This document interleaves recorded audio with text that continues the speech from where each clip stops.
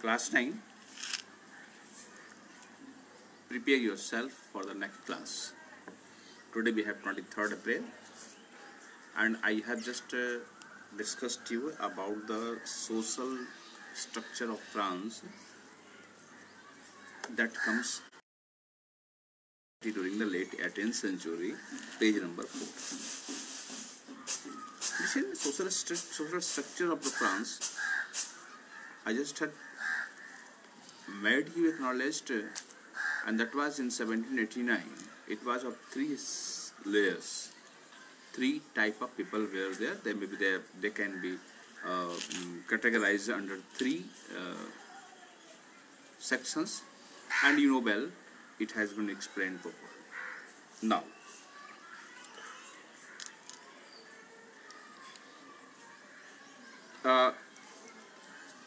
just watch this figure.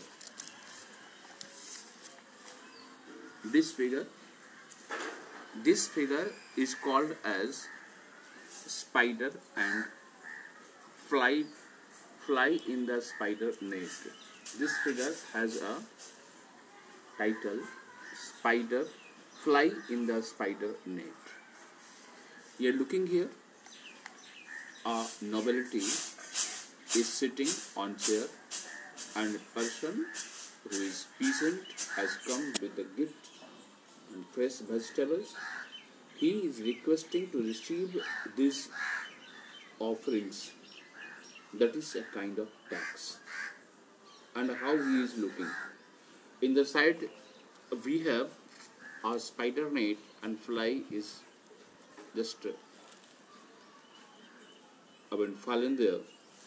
He tries himself to get rid out of it, but unfortunately, how much he start to escape with it, he get involved so much and too much in that trap. The same condition it had about the peasants of France. Even all taxpayers of France were not free. They just had to do what the order of the king is issued to them. They just had to pay taxes, nothing, and no liberty, no escape was possible. Listen, the condition of France was very serious, and there a critical condition for the food started. This is called subsistence crisis. You may look page number page number 6. Here is a chart. It is here. Okay, and behind this chart is there some chart and flaps, or you can say the columns is filled and some are empty, and facts are given in this red column. Just try to study and you try your best to arrange these words that a real subsistence crisis will come out to make you understand how it proceeded. Let me start how the subsistence crisis was working. My dear,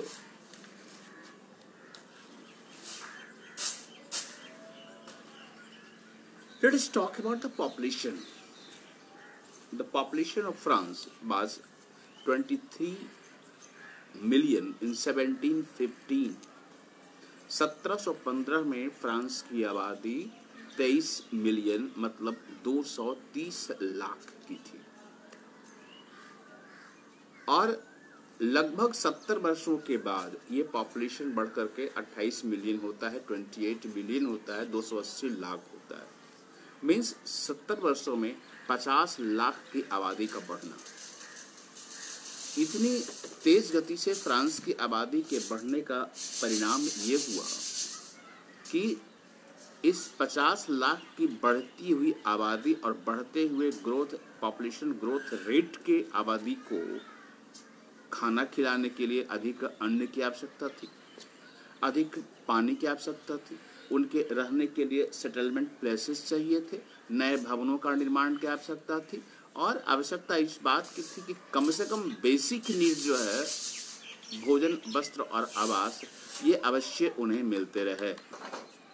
बाकी facilities जैसे रोजगार, health services, education को छोड़ दो, but कम से कम food, clothing and shelter was a necessity of being a human being first. And this basic need was in danger. There was food insecurity everywhere because the food grain available in France could not raised as per the pace of the growing population rate. बढ़ती हुई जनसंख्या के दर से फसल उत्पादन का दर नहीं बढ़ा, और जो फसल उत्पादित तो हो रहा था सामान्य तरीके से, हेवी स्नोफॉल के कारण खेतों में, फ्रांस के खेतों में तैयार किया गया गेहूं के फसल बर्बाद हो गए क्योंकि बहुत बर्फबारी हुई थी। इसने संकट को कई गुना ज़्यादा बढ़ाया। रिजल्ट, इसका परिणाम यह हो गया कि वस्तुओं के मूल्य, खाने की वस्तुओं के मूल्य जो डबल रोटी के रूप में होता था, उसका मूल्य बेतहाशा बढ़ा। बट मजदूर जो वहाँ फैक्ट्री में काम कर रहे थे, खेतों में काम कर रहे थे, बड़े लोगों के साथ काम कर रहे थे, उनका इनकम फिक्स था। उनके मालिकों ने मजदूरी नहीं बढ़ाई, इसलिए उनके पॉकेट की परचेजिंग पावर, मतलब उनके जेबों से खरीद करने की क्षमता जो थी वो फिक्स्ड रही। तो पहले के अनुपात में उनकी खरीदने की क्षमता काफ़ी कम हो गई। परिणाम इसका ये हुआ कि पहले की अपेक्षा उनके पास भोजन के अवसर, ये भोजन प्राप्त करने के संसाधन कम होते चले गए और परिवार की संख्या बढ़ती जा रही थी, उपलब्ध संसाधन कमता जा रहा था। इसलिए वहाँ एक एक्यूट शॉर्टेज ऑफ फूड हुआ, भोजन का घोर संकट, और इस संकट को हम सब्सिस्टेंस क्राइसिस कहते हैं।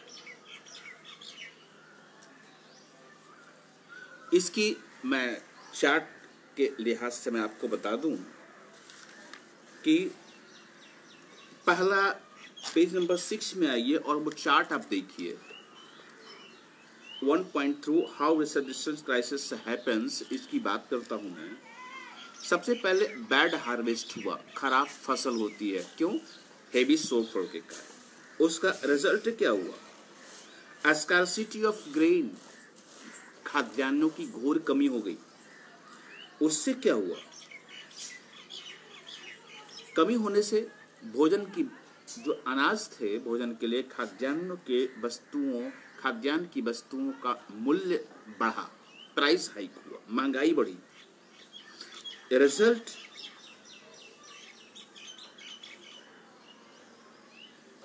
रिजल्ट इसका ये हुआ कि भोजन की कमी के कारण लोगों में मारामारी हुई, और अब फ्रांस के गरीब लोग अब पहले की तरह और अधिक ब्रेड नहीं खरीद सकते थे, डबल रोटी नहीं खरीद सकते थे, क्योंकि आपको पता है कि फ्रांस में जो स्टेपल फूड है, मतलब मुख्य आहार है, दैट इज ऑफ डबल रोटी, जो बेकरी में बनाई जाती थी। हमारी मम्मी की तरह फ्रांस की महिलाएं तावे पर रोटियां नहीं बनाती, वो बेकरी में डबल रोटी बनाई जाती है, जो पार्टिकुलर वजन के होते हैं, 1 पाउंड, 2 पाउंड, 8 पाउंड, 5 पाउंड, और परिवार के साइज के हिसाब से घर की महिलाएं बेकरी के बाहर लाइन लगा करके सुबह सुबह वो डबल रोटी खरीदती थी। उसको दाल के साथ, दूध के साथ, अंडे के साथ, सब्जियों के साथ, जैम के साथ और बटर के साथ खाने का प्रावधान था। मतलब रोटियां बनती नहीं थी, बनी बनाई रोटियां बनाई जाती थी, और ऐसे रोटियां बनाने का काम वहाँ की बेकरीज करती थी। और उन्होंने आटे की कमी के कारण, गेहूं के आटों में कमी हो गई, इसलिए उसका मूल्य बढ़ा दिया। तो परिस्थिति यह हो गई कि गरीब अब उन रोटियों को खरीद पाने में असमर्थता उनको होने लगी। इसका परिणाम हो गया कि लोगों को अब पूरा भोजन नहीं मिलने से उनका शरीर कम हो गया, कमजोर हो गया, वीकर बॉडीज हो गया। साथ ही साथ फूड राइट्स होने लगे, खानों के लिए छीना झपटी चलने लगी, दंगे होने लगे, बेकरी में आग लगाए जाने लगे और वहाँ जो स्टॉक में डबल रोटी होती थी वो लूट ली जाने लगे। तो अब कुशासन की स्थिति हो गई, अब लॉ एंड ऑर्डर का प्रॉब्लम हो गया। इस परिस्थिति ने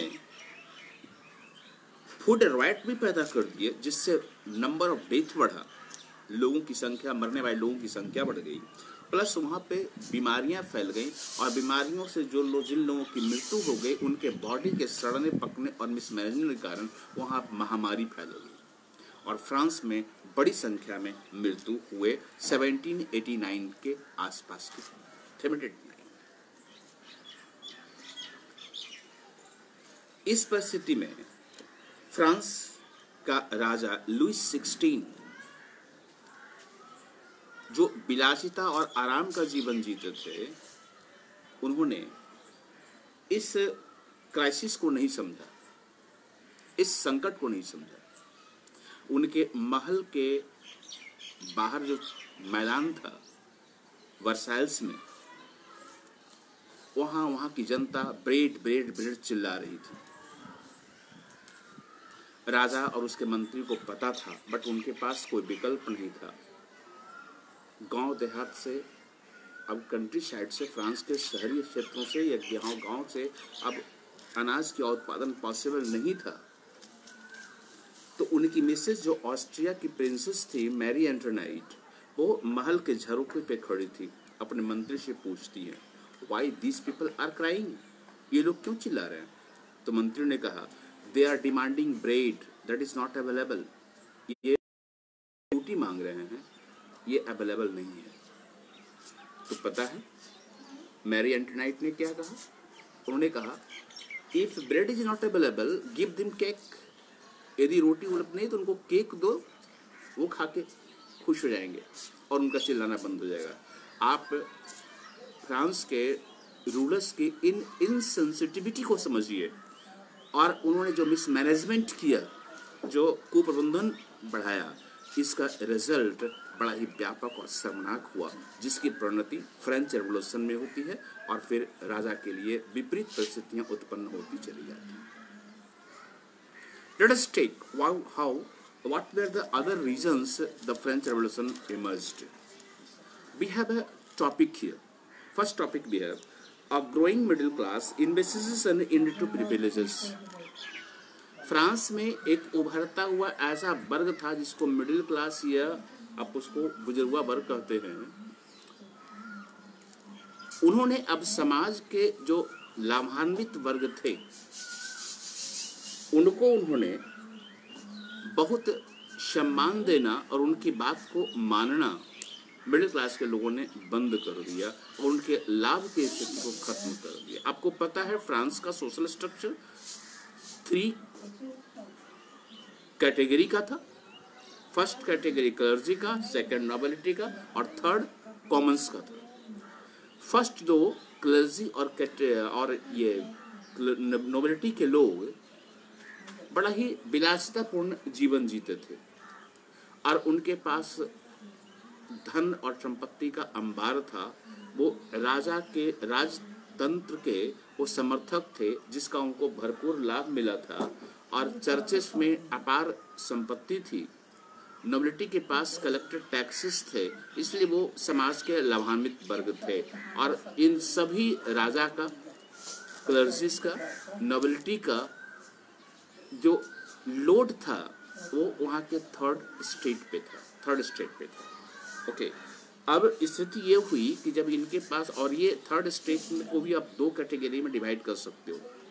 पहला है एक थर्ड स्टेट में भी वेल ऑफ सेक्शन जो व्यवसायियों का था, ट्रेडर्स का था और सरकार के ऑफिस में रेगुलर इनकम पाने वाले, पेंशन पाने वाले, सैलरी पाने वाले लोगों का। ऐसी स्थिति में इनकी नियमित आय थी और महंगाई का असर इनके ऊपर बिल्कुल नहीं पड़ रहा था, तो ये राजतंत्र के समर्थक लोग थे।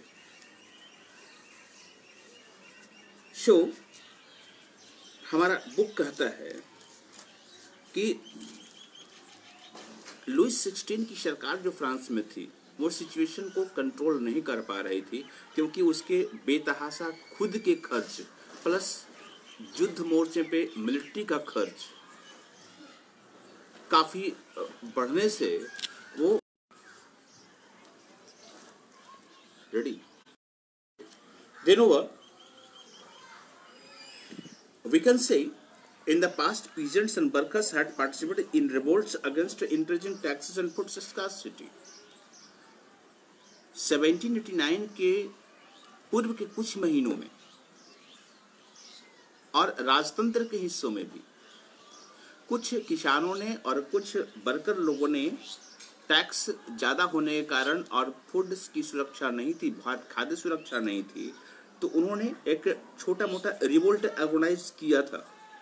लेकिन ये रिवोल्ट बहुत हाई लेवल का नहीं रहा, क्योंकि उनके पास डायरेक्शन या लीडरशिप का कमी था। कोई ऐसा नेता नहीं था जो उनको डायरेक्शन दे सके और सशस्त्र तरीके से वो राजा का विरोध कर सके। इसलिए ऐसे जितने भी अपराइजिंग्स थे, विद्रोह था, वो राजा के सैनिकों के द्वारा, राजा की शक्ति के द्वारा दबा दिए गए।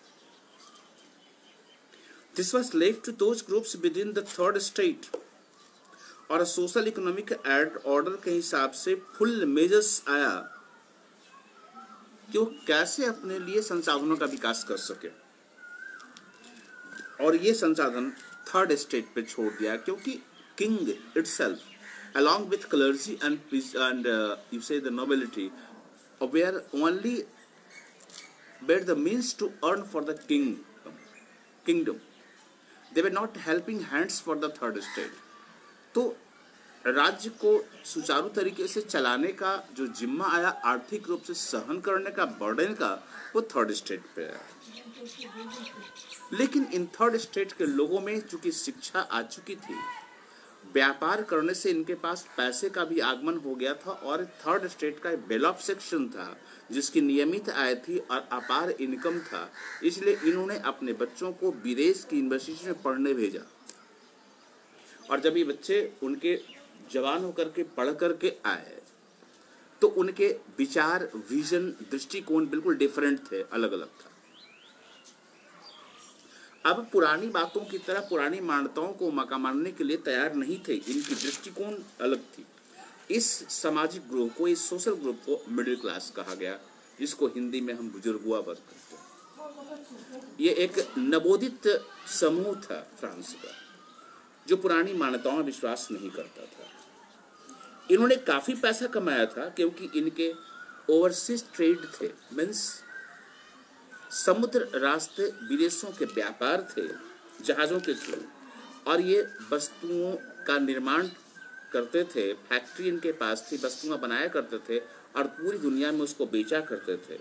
साथ ही साथ इन्होंने वूलन और सिल्क वस्त्र का इंटरनेशनल ट्रेड किया था, जो समुद्र के रास्ते होता था। उन दिनों एरोप्लेन से, कार्गो विमान नहीं था, और एरोप्लेन से ऐसे बिजनेसेस नहीं किए जाते थे। तो ये अब धीरे धीरे इन्होंने एक्सपोर्ट और इंपोर्ट का बिजनेस किया था, और इनके पास पैसे थे, इससे समाज का ये रिचर मेंबर था। तो थर्ड स्टेट का ये धनशाली, ये धन रखने वाला बलशाली वर्ग था।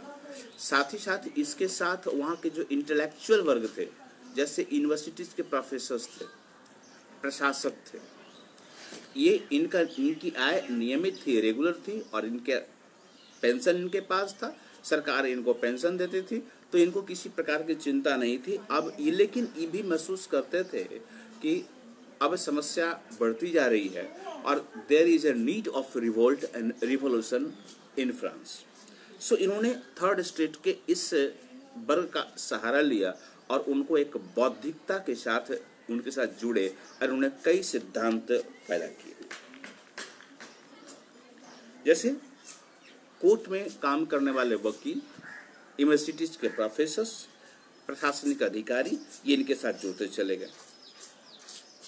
और अब जो नए शिक्षित वर्ग थे, पुरानी मान्यताओं और नियमों को मानने के लिए बिल्कुल तैयार नहीं थे, वो इस बात को मानने को तैयार नहीं थे कि राजा को नाराज मत करो, माय गॉड, ये ईश्वर के प्रतिनिधि हैं और इसको नाराज करोगे तो भगवान खुश हो जाएगा, नाराज हो जाएगा और फिर एक महामारी फैलेगी जो जनता को बड़े पैमाने पर मार देगी।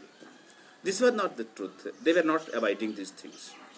ओके, ये थ्योरी कहा जाता है the divine theory of kingship, राजत्व का देवत्व सिद्धांत, मतलब राजा ईश्वर का प्रतिनिधि है, इसको फॉलो। नाउ तो ऐसे कुछ फिलोसफर्स हुए फ्रांस में, या फ्रांस के बच्चों को बाहर की यूनिवर्सिटी के द्वारा दिशा ज्ञान मिला, और वो ज्ञान था जिनका मानना था कि अब सभी लोगों को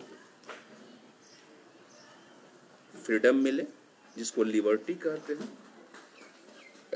इक्वल लॉस मतलब इक्वलिटी मिले, और साथ ही साथ अपॉर्चुनिटी फॉर ऑल, सभी को अवसर मिले, मतलब सत्ता में शेयरिंग, पावर शेयरिंग होनी चाहिए, एक ही हाथों में सारी शक्तियां नहीं होनी चाहिए।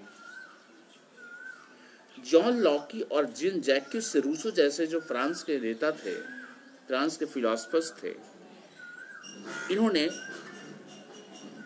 नई नई प्रणालियां विकसित की। हम जॉन लॉकी की बात करें तो उन्होंने एक किताब लिखी, उसका नाम था ट्रू ट्रीटीज ऑफ गवर्नमेंट, जिसके 2 पार्ट थे। एक था, इन्होंने रिफ्यूट किया, अवमानना की, और वह अवमानना थी the doctrine of the divine, राजा का देवता का प्रतिनिधि होने का सिद्धांत, इन्होंने इसकी अवमानना की। दूसरा था एब्सोल्यूट राइट्स ऑफ मोनार्क, राजा का निरंकुश अधिकार, जो पूरे शासन प्रशासन का अधिकार राजा के पास हो। इसी सिद्धांत को जीन जैक्विस रूसो ने आगे बढ़ाया, और उन्होंने कहा कि there must be a social contract, एक सामाजिक समझौता हो between the ruler and the people, and king must be responsible for the welfare of the people of its citizen, and there must not be any special group of the society who must not be a burden. Okay, so equality की आवश्यकता थी। Montesquieu ने भी एक किताब लिखी, और वो था द स्पिरिट ऑफ लॉज, कानून की भावनाएं। इसमें इन्होंने लिखा कि गवर्नमेंट का जो पावर है होता है, सरकार के जो 3 अंग होते हैं, वो जैसे होता है लेजिस्लेटिव, एग्जीक्यूटिव एंड जुडिशियरी, इनका अलग अलग सेपरेशन हो जाए, और ये सारी शक्तियां आज की तरह 1789 की तरह राजा में निहित न हो। So they were demanding division of power. Okay, this model of government was put. शुरू करें?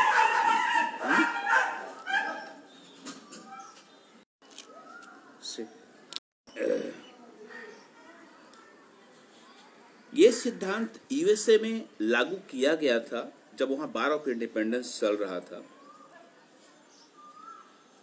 जब और उनके 13 कॉलोनीज को 13 colonies were free from the Britain. The American constitution and its guarantee of individual right was important example of political thinkers in France.